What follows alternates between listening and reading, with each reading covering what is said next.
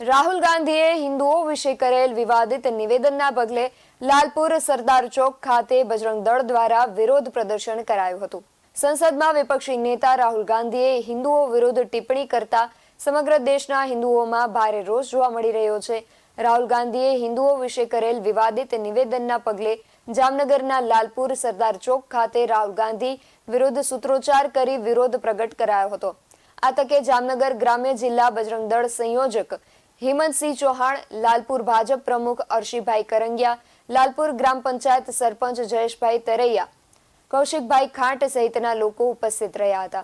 સંસદ ભવનની અંદર રાહુલ ગાંધી વિરોધ પક્ષના નેતા રાહુલ ગાંધી દ્વારા હિન્દુઓને અભદ્ર ટિપ્પણી કરનાર મતલબ હિન્દુઓને હિંસક તરીકે શબ્દ વાપરનાર તો રાહુલ ગાંધી આગળ બજરંગ દળ આ માંગ માંગે છે કે સર્વ ભારતના હિન્દુઓ તરફથી માફી માંગે એવી બજરંગ દળની આજરોજ સૌરાષ્ટ્ર પ્રાંતના હરેક જિલ્લાઓની અંદર અને તાલુકાઓની અંદર આ વિરોધ પ્રદર્શનનું આયોજન કરવામાં આવેલ છે। BSN TV ન્યૂઝ સાથે પ્રવીણ ચાવડા, જામનગર।